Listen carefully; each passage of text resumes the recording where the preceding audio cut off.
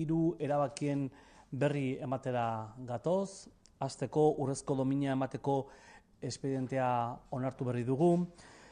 Bigarren gaia Euskararen eguna izango da eta antolatutako ekitaldien berri ere eman nahi dugu. Eta hirugarren erabakia ekonomia suspertzeko diru laguntzen berri emango digu Ainhoa Aizpuru, ekonomia sustapena, landa ingurunea eta lurraldeko orekako diputatuak. Diputatuaren kontseiluak gaur onartu du urrezko domina emateko espedientea. Jakina da, Gipuzkoako Foru Aldundiko Gobernu Kontseiluak 1936an eta gerra ostean hil zituzten pertsonak, espetxeratu zituztenak, erbestea edo konfinamendua jasan zutenak, errepresio sozioekonomikoa jasan zutenak eta beren eskubide sozial, ekonomiko, politiko eta kulturalak zapalduak izan zituztenak omendu nahi ditugula. Pertsona horiek guztiek egiaren, justiziaren, aitormenaren eskubidea dute eta omenaldi bat izatea merezi dute. Gizarte osoaren aitortza ahaztuak izan ez daitezen, hartara gure herriaren memorian izan daitezen eta hurrengo belaunaldiek ere jakin dezaten zer gertatu den zehatz-mehatz. Ekitaldia abenduaren 15ean izango da, ostiala, arratsaldeko 6etan Foru Jauregian. Aldundia dagoeneko harremanetan jarri da, legealdi honetan memoriari lotuta antolatutako ekitaldietan parte hartu duten elkartekin, biktimekin eta zuzeneko familia artekoekin gonbidapen pertsonala jaso dezaten. Baina orobat deia zabaldu nahi diegu jazarpen hori jasan zuten pertsona guztiei eta ekitaldian parte hartzera animatzen ditugu. Ezin dugu hutsunea bete, baino bai memoria zendatu. 36ko belaunaldi hark egin zuen sakrifizioaren sordun gara, gaur aldarrikatzen ditugun balioak, emakume eta gizon horiek, gerran eta ondoren aldeztu zituzten horiek berak dira. Ekitaldian zehar plaka bat inauguratuko dugu, Aldundian geratuko dena, ohorezko solairuan ikusgai, eta garai hartako sufrimenduaren lekukotza izan dezaten hurrengo belaunaldiek. El Consejo de Gobierno ha aprobado hoy el expediente para conceder la distinción Urrezko Domina y el homenaje de Guipúzcoa al conjunto de las personas que murieron, que padecieron prisión, exilio o confinamiento, que sufrieron represión socioeconómica y vieron pisoteados sus derechos sociales, civiles, políticos o culturales en la persecución armada de 1936 y el franquismo. Todas estas personas tienen derecho a la verdad, a la justicia y a la reparación y merecen, por tanto, un homenaje y un reconocimiento en nombre de la sociedad guipuzcoana que impida que se conviertan en víctimas del olvido, ahondando así en la recuperación de esa parte de la memoria de nuestro pueblo y su transmisión a las siguientes generaciones.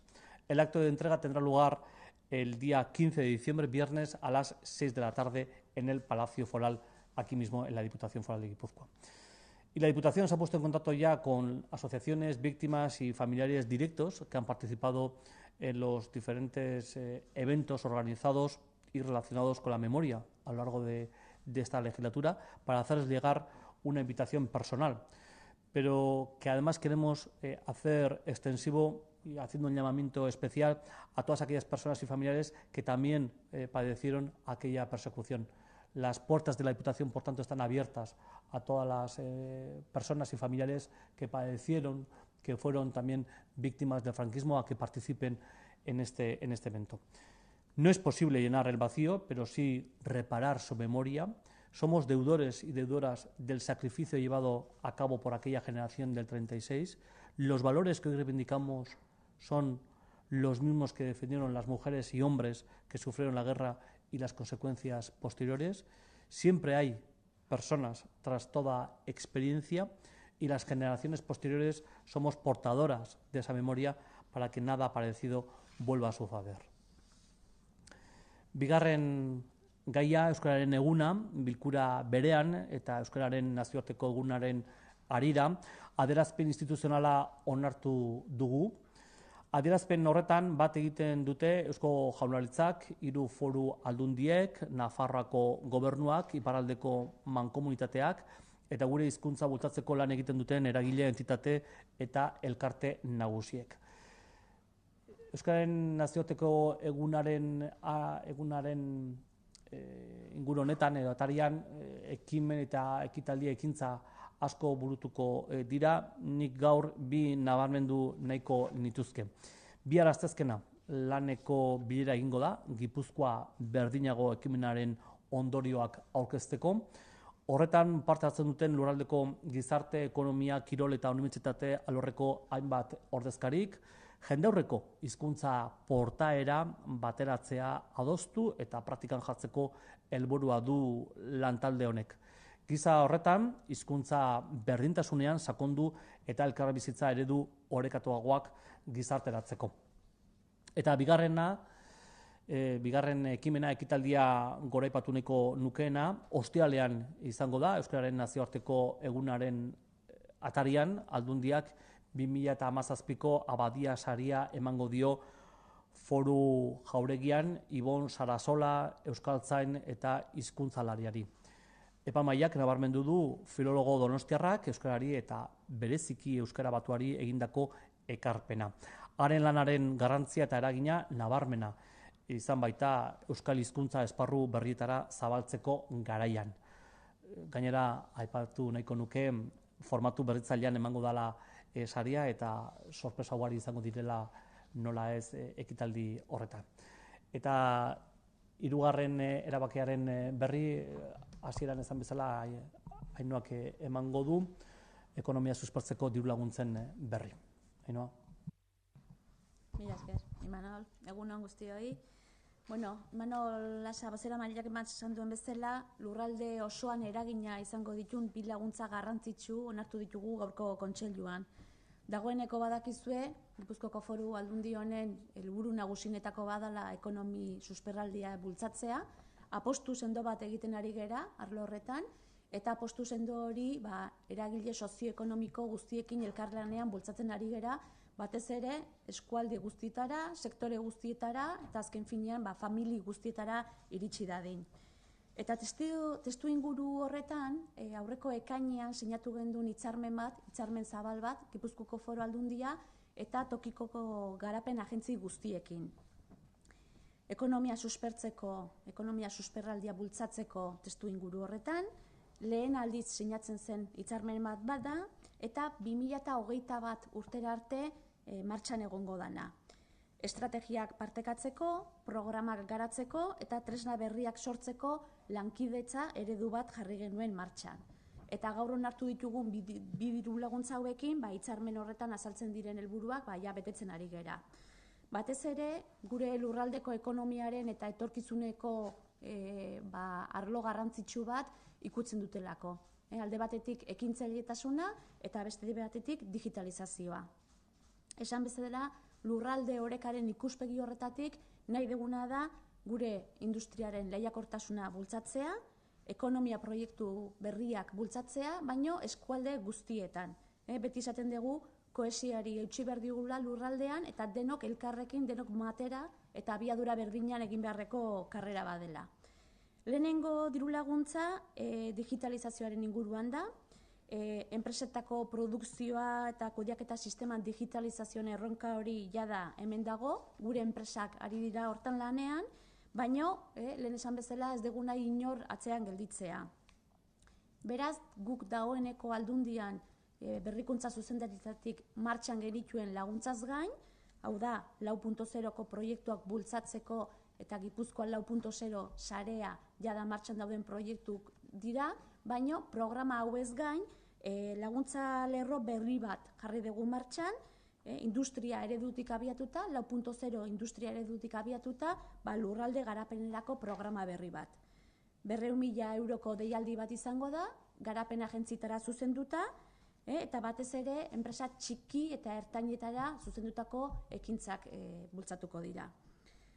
Garapen agentziak badakizue kontaktu gertukoa dutela batez ere enpresa txikienekin, beraien egoera ondo ezagutzen dute, eta batez ere digitalizazio prozesu honetan ze gabezi eduki ditzaten gertutasun horrekin erresago antzemango dute.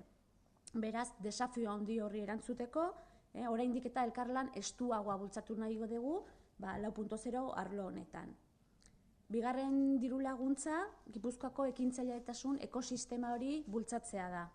Bultzada berri bat ematea. Enpresa proiektu berriak bultzatu behar ditugu, batez ere, eta askotan aipatu dugun bezala, etorkizuneko lanpostuak bultzatzeko eta etorkizuneko aktibidade berriak martxan jartzeko. Gipuzkoan ekosistema ingurune ederra daukagu hori egiteko, aspalditik daramagulako olako ekosistema hori bultzatzen eta indartzen, baino iruditzen zitzaigun pauso bat egin behar genuela aurrera. Baditugu alde batetik bi Gipuzkoa, baditugu alde batetik diru laguntza finanzieroak, diru laguntza programan bidez, arau fiskal berri bat ere bai ekintzailetasunean, baino iruditzen zitzaigun pauso hori aurrerago eman eta ekosistema horretan eskualdetako papel hori indartu behar genuela. Beti ere esaten duguna, azken finen ezagutza, gertugoko ezagutza hori, hortaz baliatu eta enpresei zerbitzu hobe bat emateko. Ia 271.000 euroko hildo berri bada, eta esan bezala inkubazio proiektu berri horietan inkubazio azpiegitura eta zerbitzu mailetan zerbitzu hobe bat eskaintzeko eta zerbitzuk sendotzeko ahalegina. Antolaketa diseinu batekin egingo da, hazkundea, proiektu berri horien hazkundea azkartzeko eta egin batean behintzat arrakasta ziurtatzeko, ez? Eta hori garapen agentziek bi Gipuzkoa Berrilanekin elkarlanean egingo dute. Se trata, decía, de dos medidas, de dos nuevas líneas de ayuda que responden a sendos desafíos de extrema importancia para el desarrollo y el futuro económico de nuestro territorio. Se trata de emprendimiento y se trata también de la digitalización de nuestros sistemas de producción y de gestión. La primera línea, la línea de emprendimiento, apoyamos procesos de acompañamiento y de incubación que se desarrollen a nivel comarcal y local. Y la segunda línea, la de digitalización, persigue el apoyo a esas iniciativas de extensión de la industria 4.0.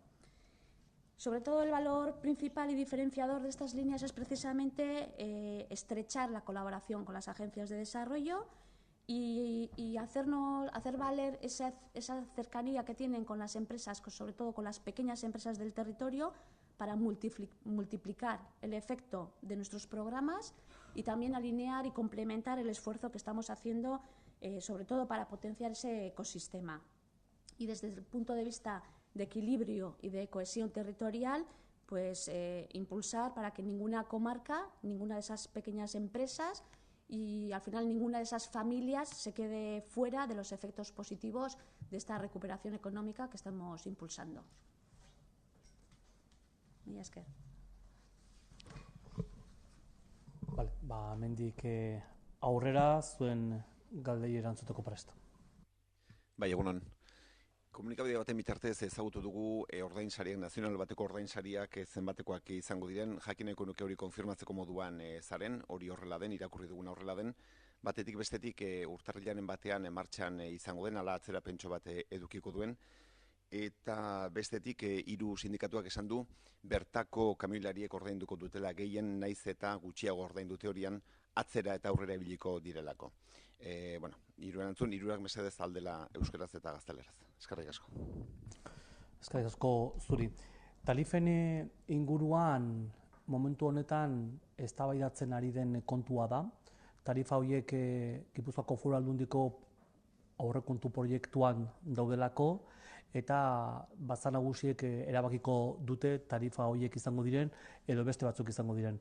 Guk dagoeneko gure proposamena zehatz-mehatz eta gardentasun osoz agortu ditugu aurrekontu proiektuan eta orain batzar nagusiek erabaki beharko dute.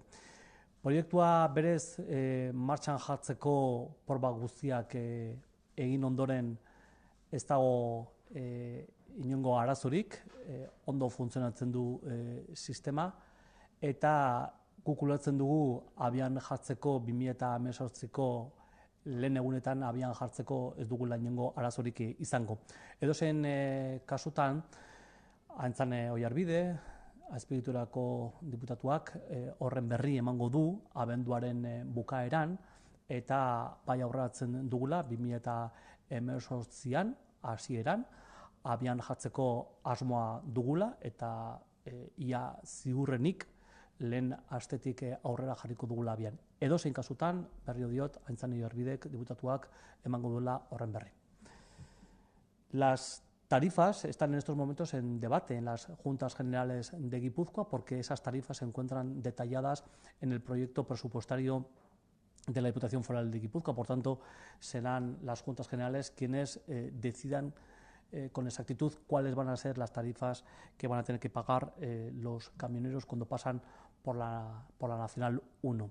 El sistema que está en estos momentos en periodo de pruebas está siendo un auténtico éxito, y entendemos, por tanto, que no va a haber ningún problema para que a principios del 18 ya esté en marcha.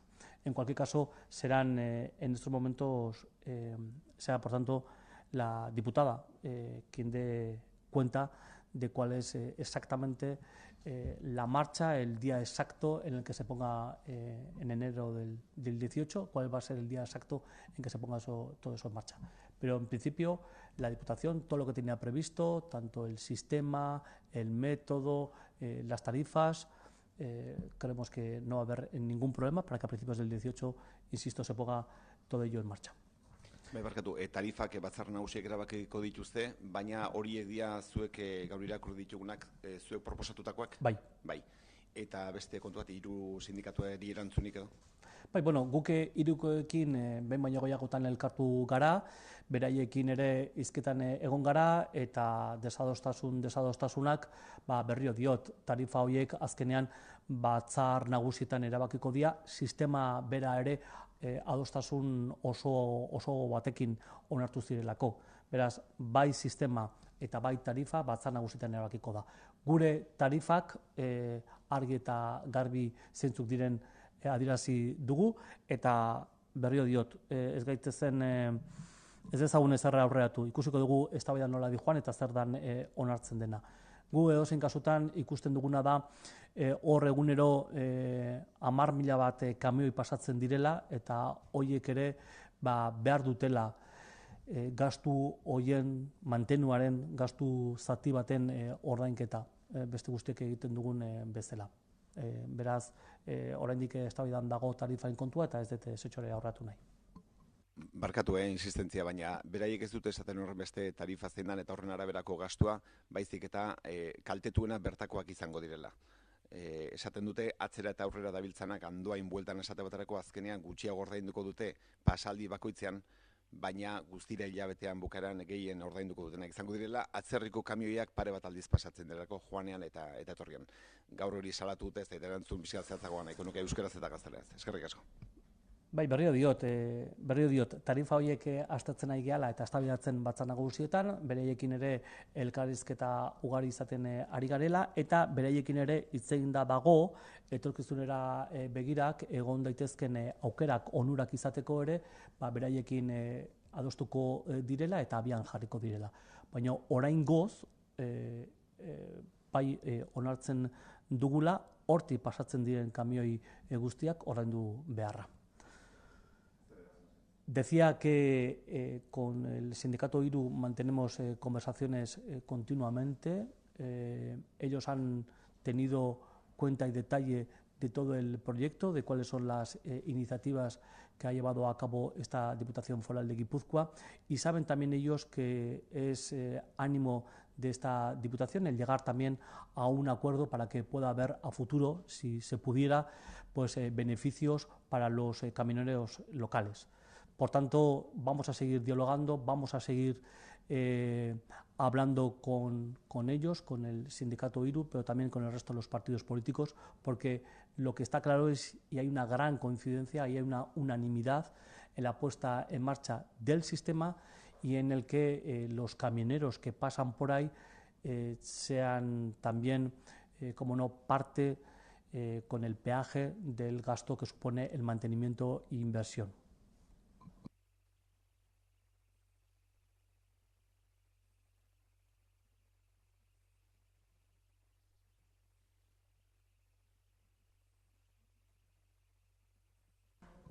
El sistema de control se va a hacer a través de unos arcos y va a haber un control absoluto de las matrículas. Y ahora estamos en un periodo de pruebas para ver si el sistema funciona, se detecta, y estamos observando que todas las primeras pruebas del sistema están dando como resultado un resultado exitoso. Entonces creemos que todos los caminos que atraviesan en Guipúzcoa, que ha habido momentos en que han sido más de 10.000, sean también corresponsables en el mantenimiento y financiación de las carreteras. Por tanto, a través de esos arcos, a través de las matrículas, hay un sistema y dará cuenta de todo ello la diputada Aintzane Oyarbide a finales del mes de diciembre, una vez que ya estamos comprobando exactamente cómo está funcionando el sistema. Y Manuel, a mí me gustaría saber si una de las principales dificultades precisamente puede ser el que para esa fecha todos los transportistas que potencialmente puedan pasar por aquí tengan efectuado debidamente el registro que tengan que hacer o hayan realizado las gestiones oportunas para poder tramitar después el cobro. Es decir, supongo que se tendrán que registrar o que habrá que acudir, habrá que tener un número de cuenta, ¿no? Digo que si el principal problema o lo que más puede demorar es precisamente eso, el que todos los que pasen estén debidamente atados, más que el arco detecte. A ver, es un sistema que para los camioneros desde el principio les resulta familiar, en la medida en que en otras zonas de Europa este sistema se utiliza y entonces creemos que no va a haber ningún problema. De hecho, además, ese problema que usted apunta no lo han comentado. Ellos son más críticos con el propio sistema y el por qué ellos tienen que contribuir al gasto que supone el mantenimiento e inversión del estado de las carreteras, ¿no? No se trata, por tanto, de que estén o no preparados. Yo creo que además con todos ellos y con los sindicatos que los representan se ha hablado mucho del sistema, de cómo va a funcionar, de cómo tiene que ser el cobro, y entendemos que ellos lo que ahora quieren saber es exactamente el día que se va a poner eso en marcha en el 2018. Simplemente lo que me refería es que si se puede dar la circunstancia de que haya elementos incontrolados que no se sepa, supongo que eso estará atado, que pasen y digas, tengo la matrícula pero no tengo un número de cuenta. Supongo que a eso me refería, sí. Sí, la propia diputada nos está dando cuenta de cómo están siendo las pruebas y les puedo adelantar que las pruebas están siendo un auténtico éxito. Entonces creo que los problemas que usted enumera, que se pueden prever, pues no se están dando en este caso.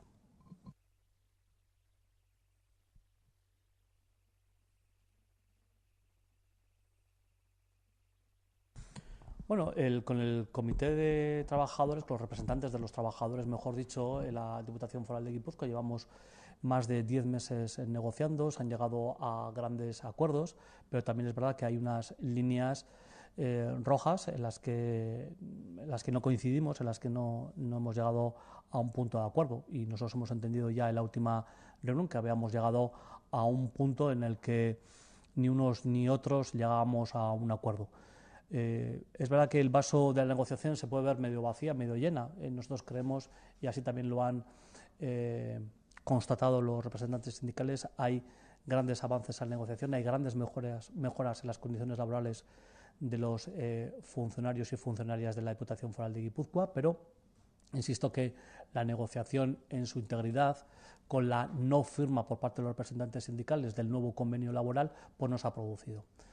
Bien, nosotros con lo acordado vamos a llevar al Consejo de Gobierno un acuerdo final y que se aprobará en breve, y entendemos que en este proceso negociador, que ha ido muy bien, en el que todas las partes hemos trabajado mucho, todas las partes además hemos avanzado en infinidad de cuestiones, pues ha dado lo que ha dado, y a partir de aquí pues entendemos que es mejor que valoremos positivamente lo acordado que lo no acordado, ¿no? Porque también ha habido una mejora sustancial en cuanto son condiciones laborales, ligados a permisos de maternidad, de paternidad, para poder cuidar a nuestros mayores y a nuestros mayores. También hay una subida salarial. No hemos llegado a un acuerdo en relación a la prejubilación a los 61 años para toda la casa. Ahí no hemos llegado a un acuerdo, por ejemplo. También es verdad que hay un primer acuerdo también de la necesidad de convocar cuanto antes una OPE masiva para toda la casa, teniendo en cuenta el grado de personas que se van a jubilar en breve. Bueno, pues creo que hay más avances que atascos, pero bueno, en este momento sean los propios representantes sindicales los que también valoren, ¿no? Nosotros de verdad valoramos muy positivamente y creo que también una gran mayoría de la casa también.